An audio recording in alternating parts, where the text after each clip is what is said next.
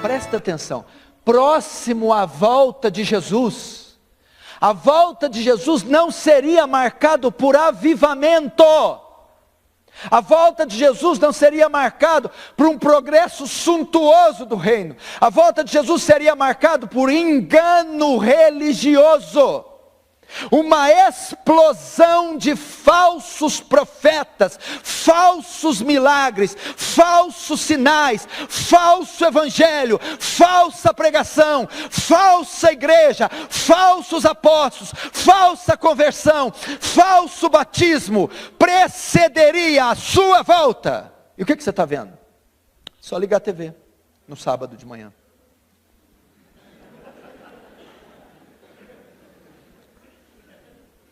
O verdadeiro não sei onde você encontra muito não, mas o falso, qualquer esquina. Haveria isso. Queridos, isso está acontecendo. Falsos profetas. O engano está proliferando como nunca. Eu nunca imaginei que eu iria ver o que eu estou vendo hoje. Eu nunca imaginei que ia ver tanta heresia, tanta besterol teológico como agora. Isso é um sinal. Para você ter uma ideia, uma matéria de 2014 do site Gospel Prime, presta atenção. Ela deu alguns números para a gente saber. O último censo evangélico que foi feito em 2010, assinalou a marca de 42 milhões e 300 mil evangélicos no Brasil. Quase 50 milhões de evangélicos hoje na nação brasileira. O jornal Correio Brasiliense estima que foram abertas, no ano de 2013, 14 mil igrejas evangélicas. A média foi de 12 igrejas novas a cada dia no país. A cada dia se abre 12 igrejas novas. Desse total de 14 mil igrejas, apenas 4.400 possuíam CNPJ. Foram 9.600 igrejas abertas irregularmente em 2013. Existem hoje 4.500 cantores e bandas evangélicas em atuação. 600 rádios evangélicas registradas em país, fora as inúmeras piratas. 157 gravadoras produzindo material evangélico. 150 editoras evangélicas. 3.000 novos títulos de livros lançados todos os anos. As igrejas evangélicas arrecadavam em 2014 a quantia de 60 milhões de reais por dia. E anualmente o total de 21 bilhões e 500 milhões de reais, segundo dados da Receita Federal. É uma máquina de movimentar dinheiro. Reportagem da revista Isto É. Surgiu, segundo os dados do censo 2010, do IBGE, uma nova categoria de evangélicos. Evangélicos não praticantes, ou os desigrejados. Eles são mais de 4 milhões de pessoas. A projeção é que em 2020 os evangélicos sejam mais da metade da população brasileira, segundo dados do CEPAL. Veja que explosão! Agora me fale, o quanto disso é bíblico? O quanto disso é veraz? É verdadeiro? O que você está vendo florescer na nação brasileira é o engano e heresia. Cuidado, o próprio Jesus disse, se ouvir que o Cristo está ali, não saia. Se ouvir que ele está acolá, não ireis até lá, porque surgirão muitos falsos cristos, fazendo tão grandes sinais, que se fora possível, enganariam até os eleitos. Cuidado com isso. Você que é crente de cabecinha voada, como Paulo disse aos Efésios, não sejais como meninos inconstantes, levados ao redor de todo vento de doutrina. Os crentes brasileiros são meninos. Menino fala ali de sem malícia, sem discernimento, e são levados por todos os lados, pelas novidades do mercado da fé, e facilmente enganado pelos lobos. É isso que nós estamos vendo. Esta profecia está se cumprindo cabalmente. Apocalipse capítulo 3 diz, e vi uma besta que surgiu da terra, e ela tinha 2 chifres, e pele de cordeiro, mas falava como dragão, de maneira que até fogo do céu fazia descer. O que é isso? Veja só, ela tinha pele de ovelhas, mas a Bíblia diz que falava como dragão. Tinha pele de ovelha significa o quê? Essa besta parecia-se cristã, fazia sinais e prodígios, mas não é pelo sinal que você conhece, não é pelo milagre, é quando falava como dragão, tinha postura de crente, sinais, prodígio, maravilha, milagre, mas a doutrina, quando pregava, heresia. E isso está acontecendo. Segundo sinal, verso 6, e certamente ouvireis falar de guerras e rumores de guerras. Dos 162 países estudados pelo IP, Institute for Economics and Peace, apenas 11 não estão envolvidos em nenhum tipo de guerra. De 162 países estudados, 11 não estão envolvidos em guerra. A nossa geração, nosso tempo, é um tempo de conflitos. As fronteiras estão em guerras. Guerras civis, guerras frias, guerras santas, guerras religiosas, guerras por pedaço de terra, guerra envolvendo poder política. O Senhor disse que guerras e rumores de guerra marcariam a sua volta. Mísseis sendo lançados nos Estados Unidos, Rússia se armando, Coreia do Norte se armando, nuvens escuras pairam sobre as nações, e pode se estourar uma guerra de níveis sem precedentes. Quase 150 nações do mundo estão em guerra, sinais do fim. O que mais a Bíblia diz? Verso 6, guerras e rumores de guerras. Verso 7 é a mesma coisa, se levantará nação contra nação, reino contra reino, e haverá fomes. Fome marcaria. A Organização das Nações Unidas estimou que 870 milhões de pessoas no mundo passam fome. Você ouviu? Você sabe o que é isso? Quantos habitantes tem São Paulo e Grande São Paulo? Vamos colocar 30 milhões. É mais de 20 vezes a Grande São Paulo. 870 milhões de pessoas em todo o mundo passam fome. 2/3 da população mundial passam fome. E Jesus disse que a sua vinda seria marcada por fomes, pestes. O que é pestes? Epidemias, câncer. Temos quase mais de 10 mil espécies de cânceres que matam milhões todos os dias. AIDS, gripe aviária, gripe suína, zika vírus. O mundo ia ser assolado por uma onda de epidemias. Está acontecendo como nunca. O que mais? O verso 7 ainda. Fomes e terremotos. Presta atenção nesse dado.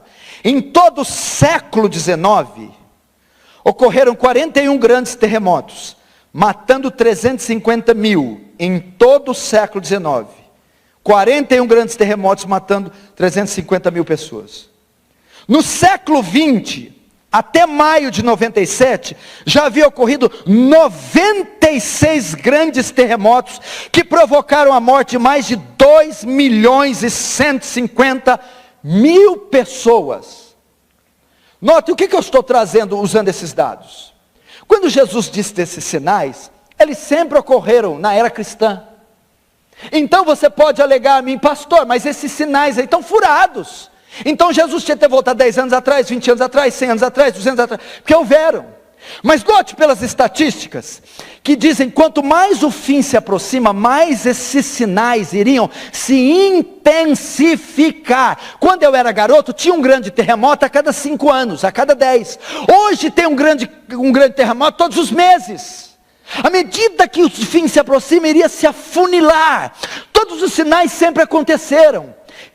Mas quando o fim se aproximasse, esses sinais aconteceriam com mais frequência e mais intensidade. Haveria mais terremotos e mais devastadores, mais fome e mais mortes, mais pestes e mais flagelos. Seria assim. Eles iriam aumentar em número e em intensidade. E é isso que nós estamos vendo, apontando para o fim. O que mais? Eu vou agora para o verso 10, depois eu vou voltar lá. Nesse tempo, muitos hão de se escandalizar, trair e odiar uns aos outros. Levantar-se-ão muitos falsos profetas e enganarão muitos. E por se multiplicar a iniquidade, o amor de todos quase se esfriará. Multiplicar a iniquidade.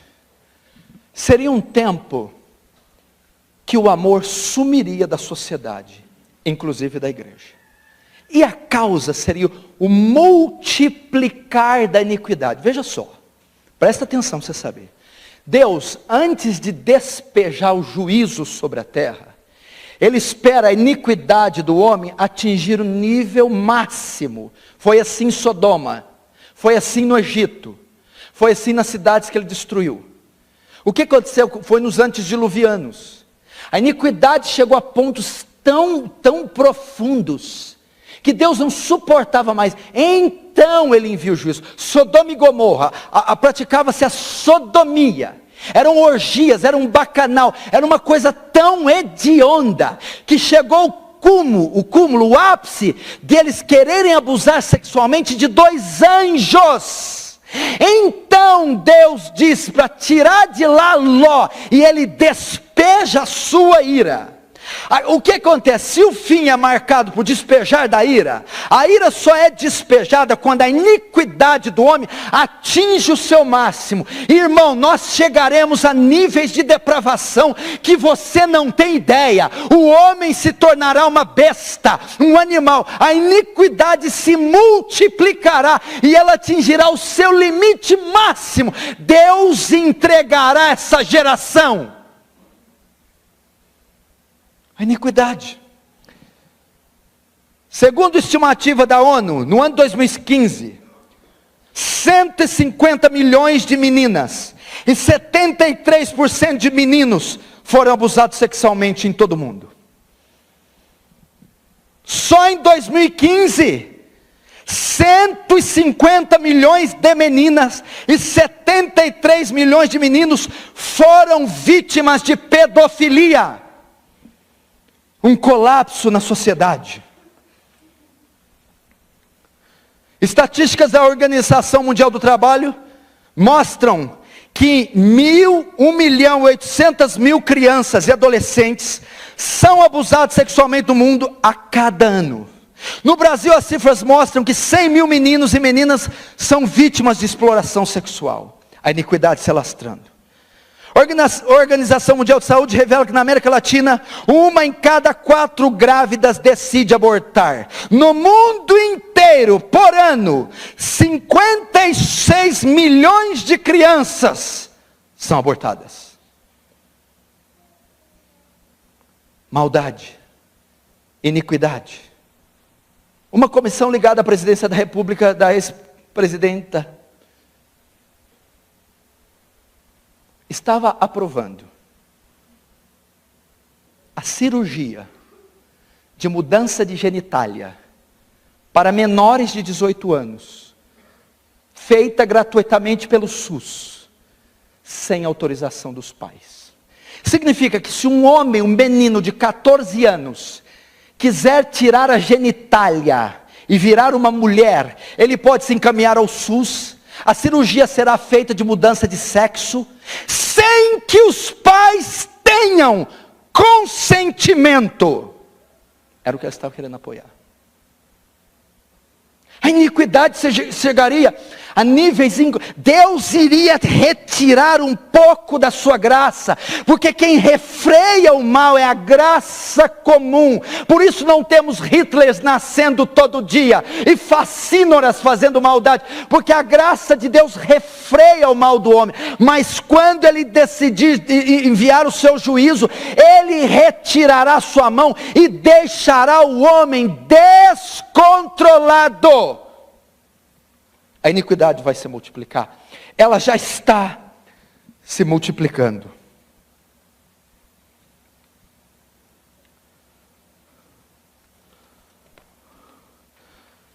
O que mais? A Bíblia diz que o amor se esfriaria. A volta de Jesus seria marcado também por apostasia. Lembra de 2 Tessalonicenses? Capítulo 2, verso 3, ninguém de maneira alguma vos engane, porque não será assim o quê? A volta de Jesus, sem que antes venha a apostasia. O que é apostasia? O esfriamento, o abandono da verdade, o desvio. A volta de Jesus seria marcada por um esfriamento. Tenho, porém, contra ti que deixaste o teu primeiro amor. A verdade sem entusiasmo, a moralidade sem emoção, o ritual vazio de realidade, são coisas que Cristo condena severamente. Sem fervor espiritual, elas não passam de filosofia ímpia, ou um sistema ético ou mera superstição. John MacArthur diz: ser cristão significa amar o Senhor Jesus Cristo, mas a paixão e o fervor dos Efésios por Cristo havia se tornado ortodoxia fria e mecânica. Sua pureza doutrinária e moral, seu imenso zelo pela verdade e seu disciplinado serviço não eram substitutos para o amor a Cristo que eles haviam abandonado. Isso se refere ao primeiro e profundo amor e dedicação que eles tinham por Cristo e sua palavra. Essa advertência nos ensina que conhecer a doutrina correta não é suficiente. A igreja deve ter, acima de tudo, amor sincero por Jesus e a sua palavra. E vai a questão, Lucas 18:8. Quando o Filho do Homem vier, achará fé na terra? O que é essa fé aqui? Achará quem professe fé verdadeira, achará uma fé vigorosa, vívida, poderosa nele, achará uma fé bíblica, escriturística, doutrinária. Esfriamento marcaria a volta de Jesus, multiplicar de iniquidade, devassidão, imoralidade, orgia, bacanal, morte, assassinatos, crimes, morticínio, genocídio, infanticídio, marcariam essa geração. Seria uma geração vulgar e depravada, amor se esfriando, apostasia acontecendo, pessoas abandonando fé, pessoas seguindo falsos mestres e tendo comichão no ouvido, não suportarão as sãs doutrinas, mas amontoarão para si doutores segundo as suas concupiscências. A Bíblia diz que nos últimos tempos apostatarão alguns da fé, dando ouvido a espíritos enganadores e doutrinas de demônio. Meu irmão, o que marcaria o fim seria um palco de destruição, de depravação, um horror e uma escuridão tomaria a terra. Desastres naturais, desastres sociais, desastres políticos, corrupção religiosa, marcaria o fim. Agora levanta a mão quem está vendo isso. Agora. Quem acha que Jesus está às portas, diga amém. Amém. Jesus está às portas. Agora sabe o que é o mais impressionante? Olha o verso 6. E certamente ouvireis falar de guerras e rumores de guerras. Vede, não vos assusteis, porque é necessário assim acontecer, mas ainda não é o fim. Verso 8. Porém tudo isso é o princípio das dores. Irmão, olha o que Jesus está dizendo. Quando virdes tudo isso, ele está dizendo, quando vocês verem essas ofensivas de Donald Trump, Esses números das Nações Unidas, da Organização Mundial de Saúde, quando vê esse besterol explodindo em TV aberta, quando vê tudo isso, não vos assusteis, porque é necessário que isso aconteça, mas não é o fim. Sabe o que Jesus está dizendo?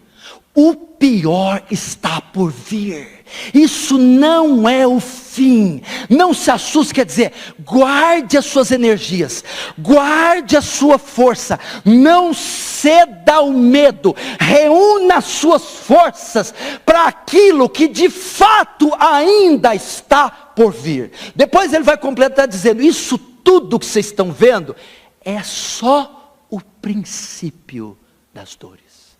Como assim? A referência aqui é de dor de parto, fala de uma grávida.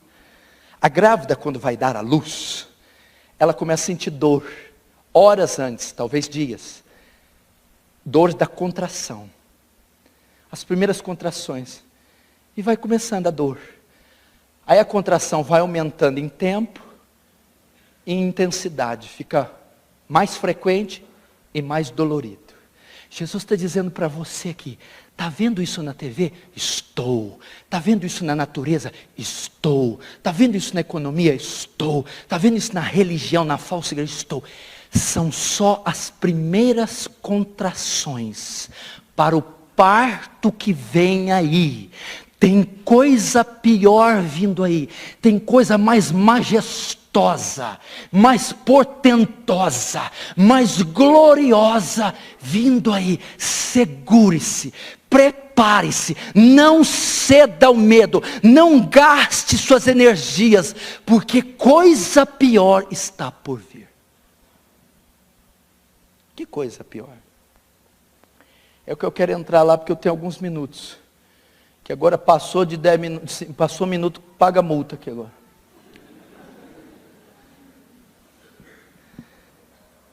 Que coisas são essas? Vamos ver aqui comigo. Verso 9. Então sereis atribulados e vos matarão. Serei odiados de todas as nações por causa do meu nome. Até aí. Agora, o verso 15. Quando, pois, vides o abominável da desolação que falou o profeta Daniel no lugar santo, quem lê entenda. Então os que estiverem na Judéia, fuge para os montes. Quem tiver soberano, não deixa para tirar de casa alguma coisa. E quem estiver no campo, não volte atrás. Verso 19. Ai das que estiverem grávidas, que amamentarem naquele dia. Orai para que a vossa fuga não se dê no inverno e no sábado. Agora o 21. Porque nesse tempo haverá tão grande tribulação, como desde o princípio do mundo até agora não tem havido, nem jamais haverá.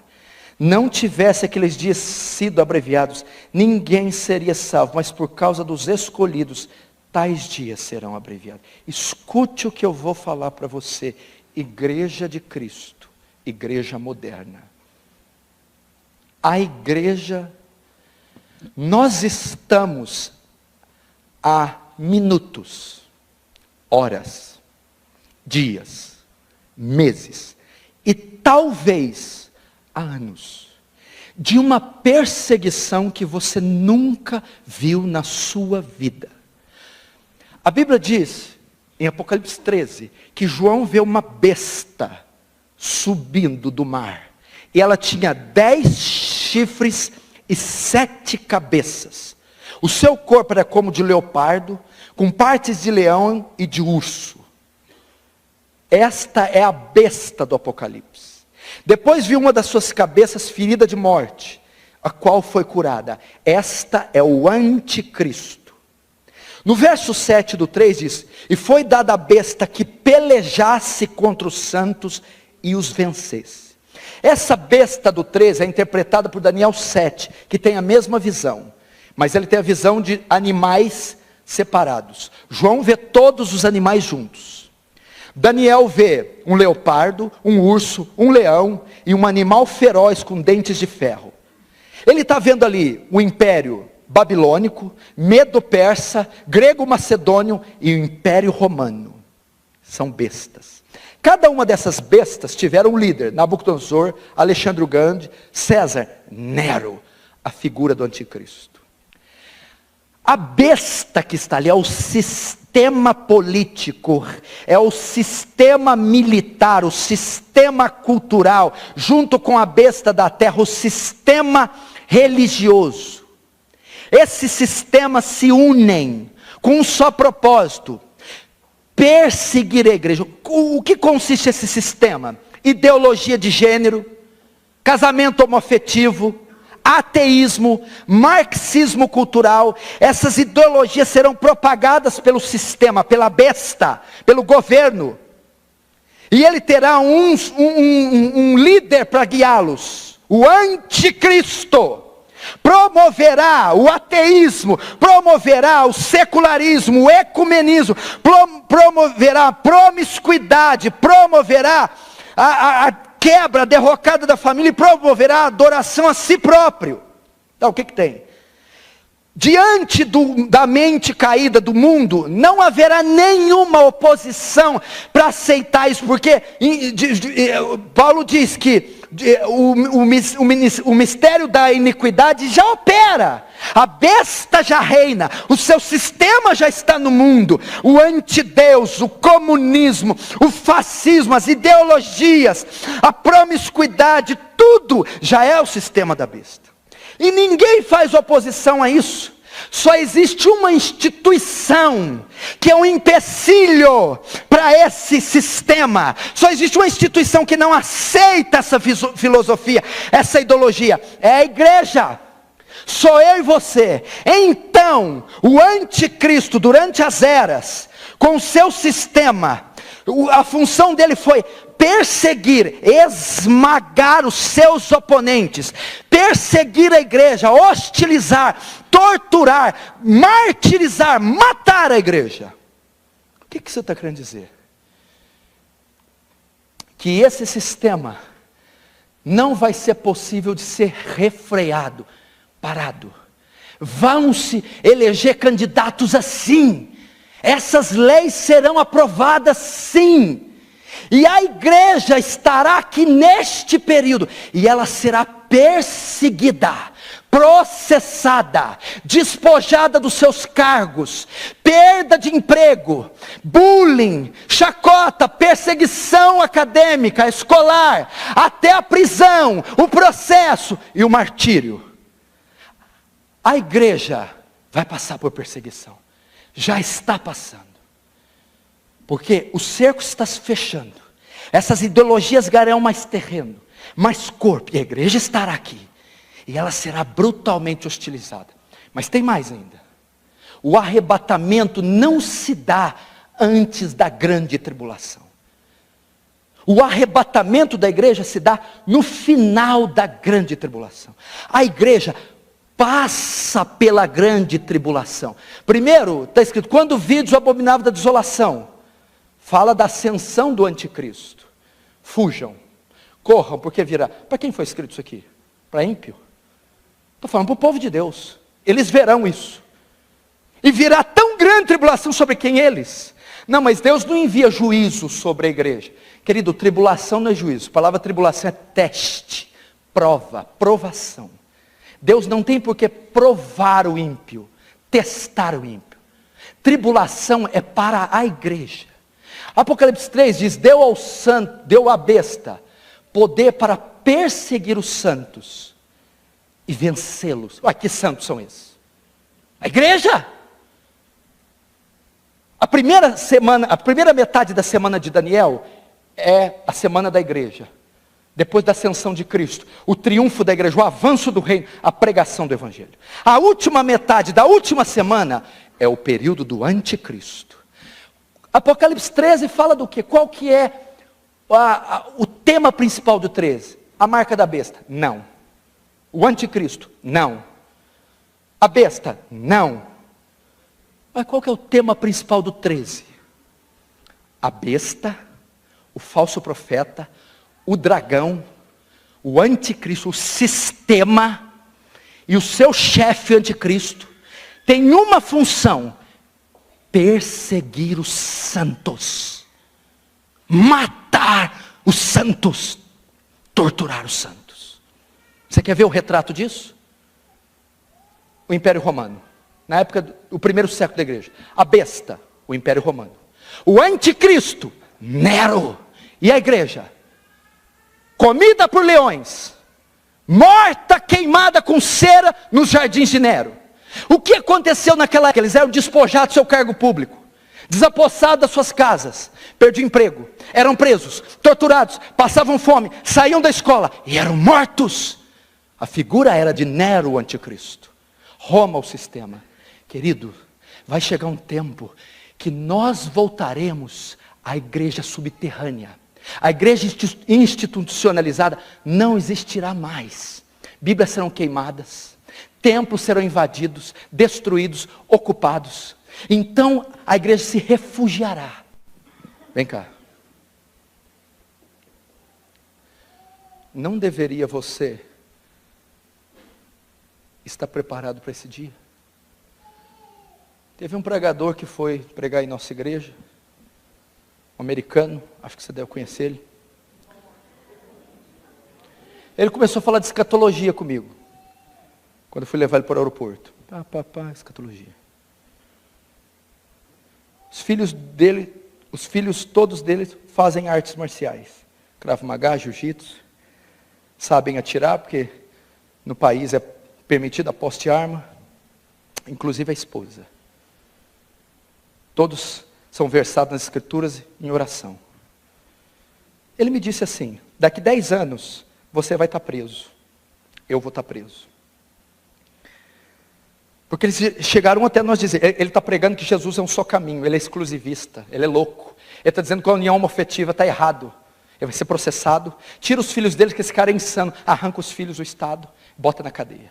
10 anos você pode se preparar. Pegarão vídeos seus e falar, olha ele falando contra o homossexualismo. Olha ele é radical, extremista. Se Hillary Clinton tivesse ganho as eleições, isso já ia acontecer agora. Mas por causa do Trump vai demorar mais um pouco.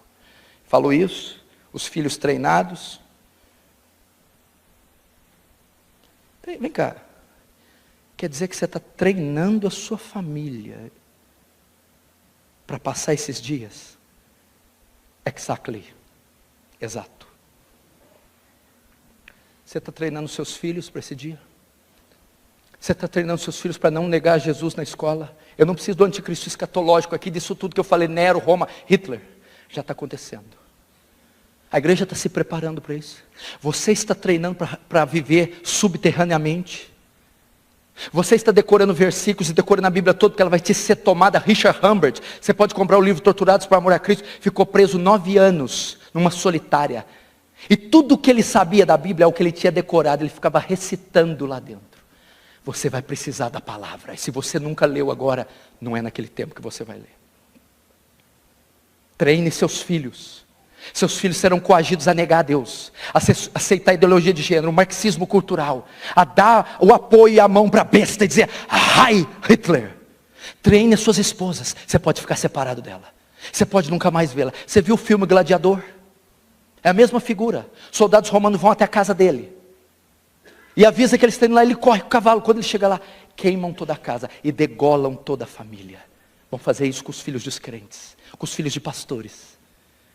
E ele vê aquela cena impactante. Aí acontece o que no final do filme? Ele também morre. E no final do filme eles estão no céu.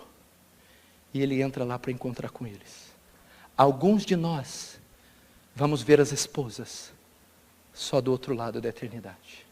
Alguns de nós vamos ver os filhos só do outro lado da eternidade. Eu não posso impedir isso que se cumpra, mas eu posso impedir minha família de ir para o inferno. Treine os seus filhos. Meu filho tem 4 anos e meio. Já sabe 1/3 da Bíblia. Todos os dias eu leio um capítulo da Bíblia para ele. E oro com ele. Ensino valores. Ninguém pode tocar no seu corpo a não ser o seu pai e sua mãe. Ninguém pode tirar sua roupa a não ser o seu pai e sua mãe. Ninguém pode te ver sem roupa sem seu pai e sua mãe. Valores bíblicos. Tudo que você come, tudo que você faz é para a glória de Deus. Não existe outro Deus. Não existe outro. Estou incutindo, estou treinando meu filho como um soldado. Estou treinando a minha esposa. Você está treinando seus filhos para esses dias? Você está preparado para perder sua casa?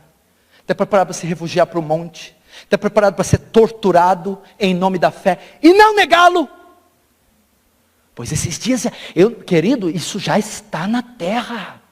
Países comunistas fechados. País daquele ditador, ele coloca tanque de guerra e passa por cima de pastor vivo, esmaga pastor vivo na Coreia do Norte. Esse tempo está chegando. O ministério da iniquidade já opera, a besta já está aí, só falta o anticristo escatológico. E a função deles é uma só: perseguir os santos. O que significa? Como o senhor vai terminar essa pregação? É tempo de se preparar. A palavra para você é santidade. Como que eu preparo? Você está preparando os filhos a se autodefender, a lutar, a esposa a se defender, artes marciais, ou métodos de sobrevivência para viver longe, saber fazer uma comida, acender fogo, viver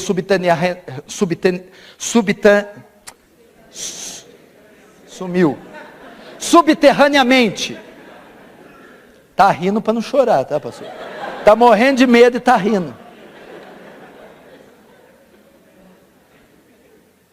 Nós temos que preparar as pessoas para isso. Primeiros socorros, métodos de sobrevivência. Temos que treinar a família. Mas sobretudo, aqui tem um texto. E só aquele que perseverar até o fim vai ser salvo. O pentecostal e o dispensacionalista tem que perseverar para ser salvo. Não. Então tem que perseverar. Não é isso que ele está dizendo. Nesse tempo nós saberemos quem é salvo e quem não é. Quem é joio e quem é trigo. Quem é bode e quem é ovelha. Como nós saberemos? Os crentes verdadeiros suportarão a prova, suportarão a morte, suportarão e não negarão a fé. E aquele que não perseverar é porque nunca foi salvo. A maneira de saber quem é crente é que o joio vai começar a ser separado do trigo, é que ele não sucumbirá, ele será revestido de graça, de poder, ele será revestido de algo que o fará suportar a perseguição, a tortura, o martírio e estar de pé diante do seu Senhor. Ele termina disso: portanto, vigiai, porque não sabeis a hora que há de vir o vosso Senhor. O que é esse vigiai? Se eu já sou salvo, se eu sou eleito, se eu não perco salvação, por que eu tenho que vigiar? Não tem lógica isso.